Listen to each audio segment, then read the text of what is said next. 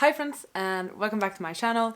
It's time to finally review The Fragile Threads of Power.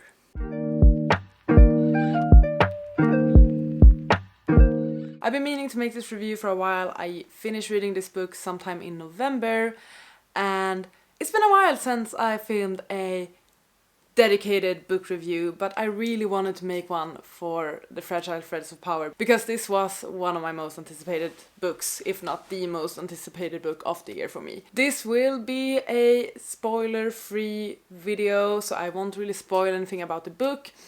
One disclaimer though is that perhaps some parts from the original trilogy, A Darker Shade of Magic, might get spoiled.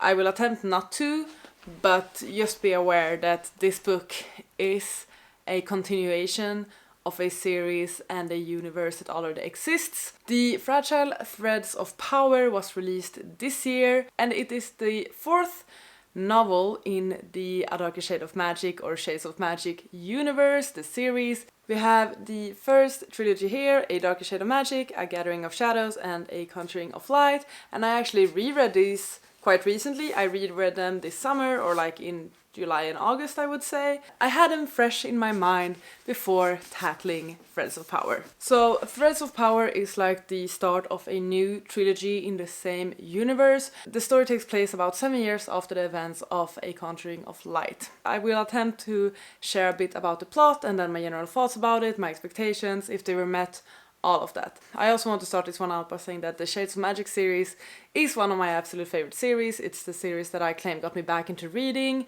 now about 4 years ago, I would say, actually, back in 2019.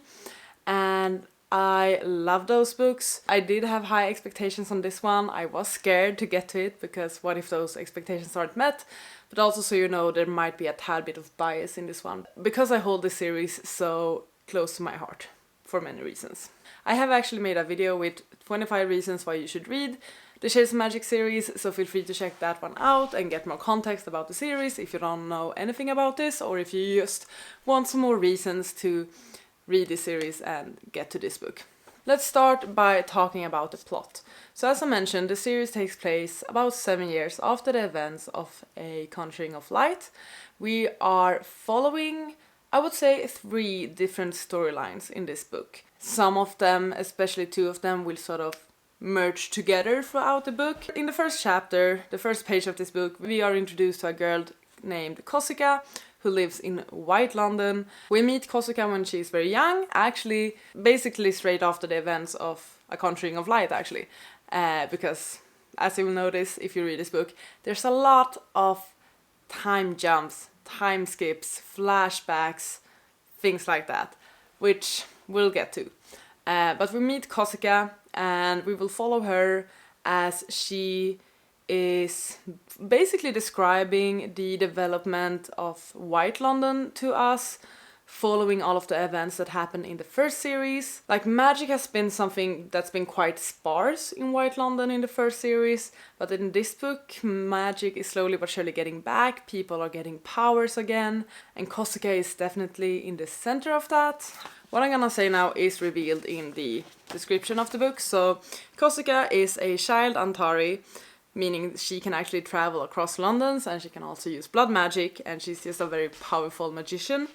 And she is also on the throne of White London. So in this book we're following her journey to the throne, I would say. So that's one plot, one storyline throughout this book is about Kosuka and White London. The second one we're introduced to is a storyline where we are following a girl named Tess. Tess lives in Red London and she is what she refers herself to, a tinker. So she tinkers with things, she fixes things. Tess, a young woman with a knack for fixing broken things, is thrust into the affairs of Antarian kings, traitors and thieves, and only her unique powers can weave the threads of power together. So Tess, she sees the threads of magic. That is her thing. She doesn't necessarily have blood magic, water magic, fire magic, but she can see the threads of magic and work with those. So when something is broken, especially in Red London, because in Red London there's magic in everything. So when something's broken, they bring it to her and she tinkers with it and fixes those broken threads of magic and also occasionally improves the gadgets and things that she works on. I really enjoyed following Tess, and I love the tinkering, gadgety aspect of the story actually. I just want to say I really liked Tess and getting to know Tess. She's a great character with a really freaking cool power. I love the concept of being able to see the threads of magic, not only in objects, but in people as well. That's really cool. Whenever people bring things into her shop, she will attempt to fix those. But one day she gets asked to fix a sort of strange object, and that's sort of how she gets involved with the story. The third and final storyline that we are following is the one with our original characters from the first trilogy. So we're following Kel and Lila. They are out at sea doing the piratey thing. They've been out and about for 7 years, going a bit back and forth. We also have Rye and Alucard. They are living in the castle, doing their royal business. Everything seems to be fine. But one day, Lila is asked a favor from Maris. Maris is the woman who owned or leads or whatever, I don't remember the details, but she has the, what do they call it? The floating market.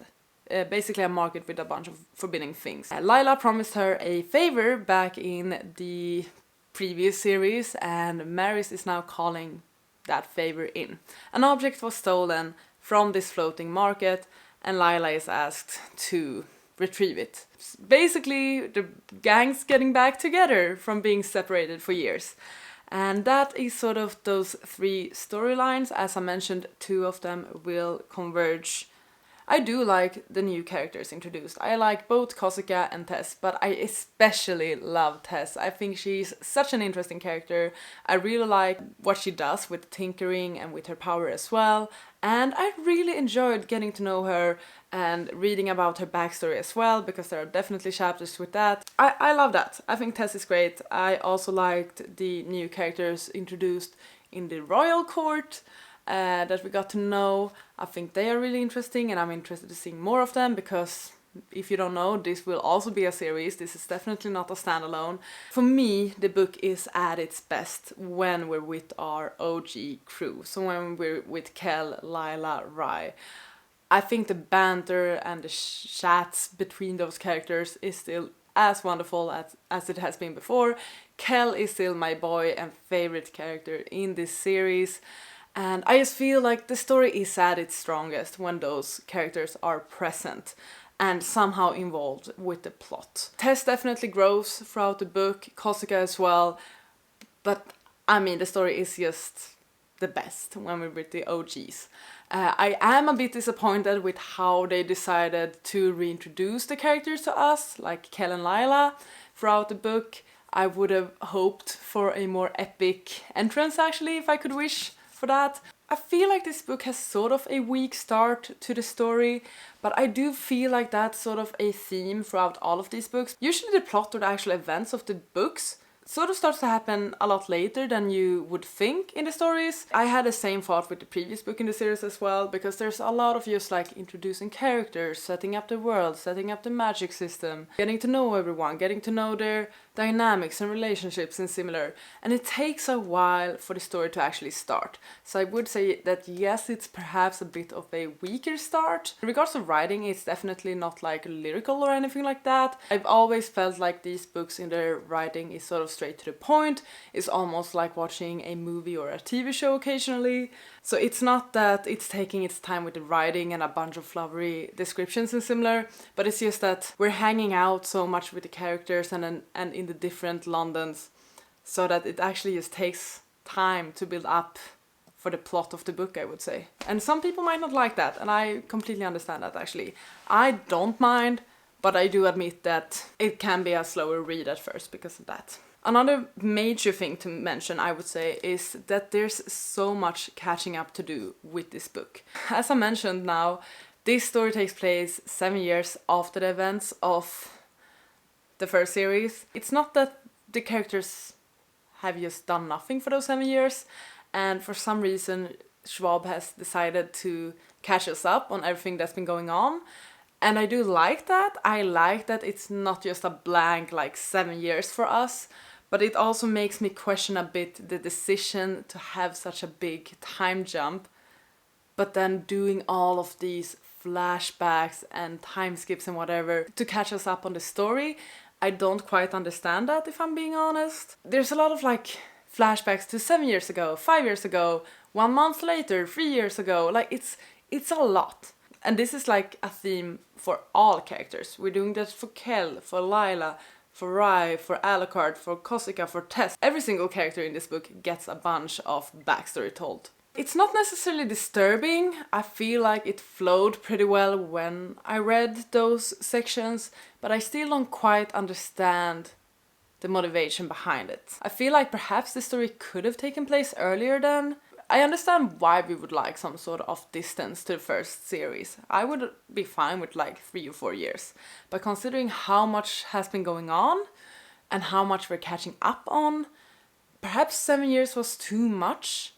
Perhaps they should have introduced us to the story earlier. If you've read this one, please let me know your thoughts about the time jumps, because I feel like they are definitely something that stands out in this book compared to the rest of the series. I also wonder if we perhaps could have skipped some of the year-by-year backstories for some of the characters. I think maybe. Another thing about this book is that it feels quite grand in a way that A Darker Shade of Magic, the first book in the first trilogy, didn't really have the same feeling as. What I mean by that is we now know so much more about this universe thanks to there being 4 books and a couple of graphic novels in this world. We know that the world is quite vast, and we're starting to have characters from all over the place now with many different types of powers and abilities, and also you can tell throughout the writing that this story is gonna grow and build into something much grander than it is.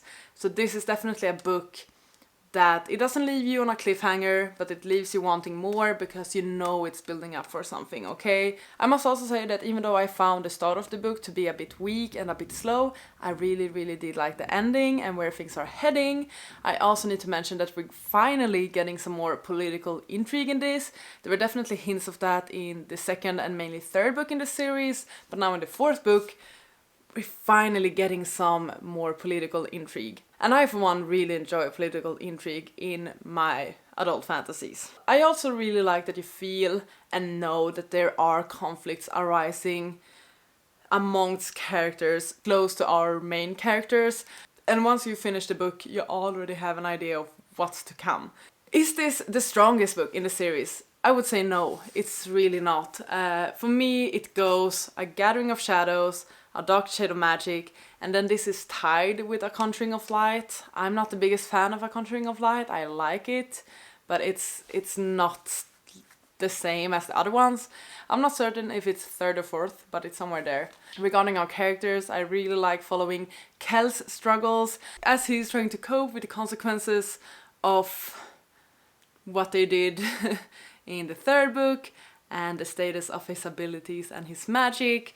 Lila is the same old Lila. We really haven't seen that much character development in her from those 7 years, I would say. But if you like Lila Bard, you will surely appreciate this book. If you don't like her, you will still dislike her. Rai is also pretty much the same. Like, that's another thing I'm realizing now. Even though we have like a 7-year time skip, there really hasn't been much development in our characters. Maybe a bit Kel, but not really, I would say. So I feel like that's where it's good that we get introduced to new characters. It's sort of like a bit of fresh air for us. Characters are actually the same, which is weird. They shouldn't be, after 7 years, but they are. I do realize now that I forgot to share my rating. I did end up giving this one 5 stars. I first considered giving it 4, but the ending was actually that strong for me, so it compensated for the slower beginning and a lot of the, not necessarily issues, but just the choices. I really liked the ending and it made me feel things. And this series, no matter what, this series and this world and its universe, it feels like home to me, okay? Reading this book feels like home. So it does have the same feeling and vibe as the previous trilogy, which was so important for me. That was one of my biggest concerns, I think, that I would re-enter this world and not really recognize it or myself. That wasn't the case at all. I felt just as home with this book as I have done with others in the series, and that that is cool, actually. I think I love that. I gave this one 5 stars. I am extremely excited about the upcoming books because I feel like now we have the new characters introduced. We have a couple of plots that I'm so excited to follow now. I'm so excited for new characters to be a greater part of the story. I know this is gonna grow and I'm super duper excited about that. So mainly, I feel like I'm giving this one 5 stars because it made me even more excited about this universe and the upcoming books. Is it a perfect book? No. Is it really Schwab's best book? No. Is it my favorite A Darker Shade of Magic book? No. Did it live up to my expectations? And did it make me feel the way I had hoped? Yeah. So basically my conclusion for this one will be that if you have enjoyed the Shades of Magic series before, I don't think you will be disappointed by this book. I really don't think so. Unless you're super critical of some of the choices, like the lack of character development or the time jumps and time skips and flashbacks and all of that. In that case, you might be a bit disappointed, but if you're just a fan of the universe, I think you will like this. I wouldn't recommend this as your first entry into the Shades of Magic universe. Go with the first trilogy. And I believe that that is it for this book review. A bit all over the place, as always, but I hope it gave you some inspiration to pick up the Shades of Magic series. And I know some of you have been curious about my thoughts regarding this new addition to the universe, because you know that I love the series so much. So I hope that this gave you some insights to my thoughts about this series. I guess that's it for this review. I don't know how to end this otherwise. So thank you so much for watching this video. I hope you enjoyed. Please take care and I'll see you on the next one. Goodbye! You gotta just go for it. Don't think about what comes after.